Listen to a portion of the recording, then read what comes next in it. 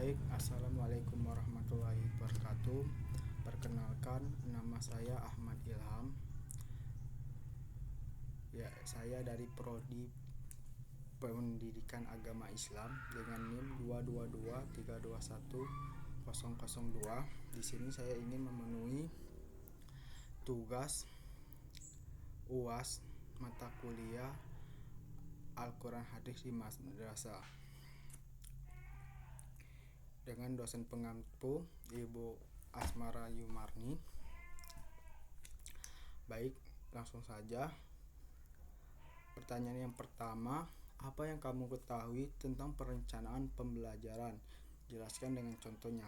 Baik, di sini saya akan menjelaskan. Jadi perencanaan pembelajaran itu merupakan sebuah program yang disusun untuk memudahkan seorang guru atau pelajar pengajar dalam melakukan kegiatan pembelajaran saat di depan kelas, memudahkan dalam menyusun alur pembelajaran di dalam kelas nantinya, sehingga pembelajaran dapat berjalan dengan efektif dan efisien.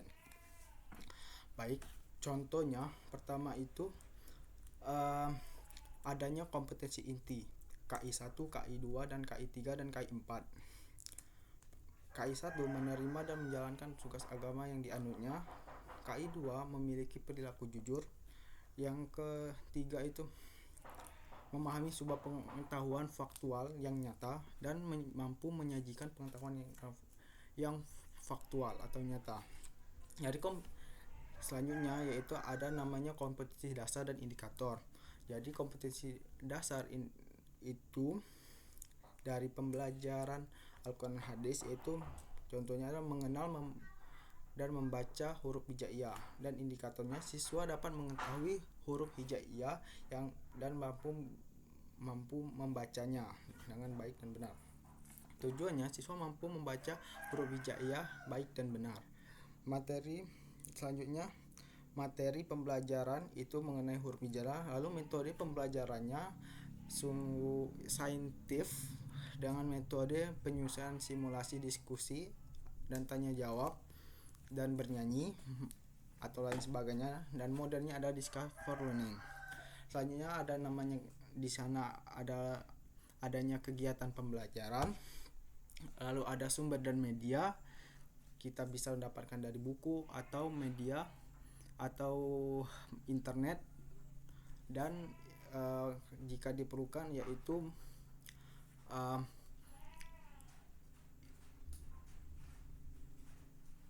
media elektronik lainnya. Selanjutnya terakhir ada penilaian dan hasil belajar. Di hasil dan penilaian ada namanya penilaian sikap, pengetahuan, dan keterampilan. Selanjutnya yaitu mengenai bagaimana soal nomor 2, bagaimana analisis kompetensi pada KMA nomor 374 tahun 2002 dalam mata pelajaran Al-Quran Hadis. Jadi dalam Undang-Undang nomor 20 isinya ya, yang saya tahu adalah nomor 20 tahun 2000 tentang sistem pendidikan, pasal 4 mengatakan bahwa pendidikan dilaksanakan sebagai suatu proses budaya dan memberikan peserta didik berlangsung sepanjang hayat. Pendidikan yang dilakukan dalam sikap memberikan keteladanan, membangun motivasi, dan membangun kreativitas dalam pembelajaran Al-Quran Hadis di madrasah. Contoh kompetensi dasarnya yaitu mampu memahami pengertian Al-Quran. Jadi seperti itu contohnya. Lalu nomor 3, bagaimana analisis saudara tentang problematika pembelajaran Al-Quran Hadis madrasah? Jelaskan dan contohnya. Jadi dari segi problematika pembelajaran Al-Quran Hadis itu ada 3 secara umum. Yang pertama dari sumber daya manusianya. Kita lihat bagaimana kualitas gurunya, apakah gurunya itu mampu berkompeten dalam pembelajaran dan mengajar dalam saat di depan kelas. Kita lihat dari segi gurunya, dan kita juga mampu melihat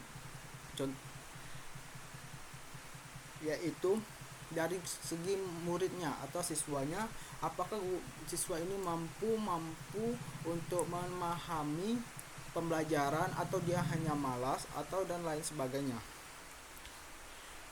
Lalu dari segi dana, banyak problematika tentang dana. Banyak guru yang mengeluh karena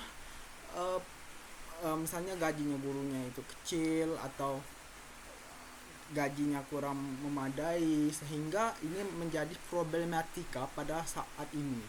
Dan lalu cara prasarana, sebenarnya cara prasarana yang ada di saat ini sangatlah mudah. Karena apa?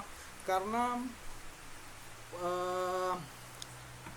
akses internet sudah ada, akses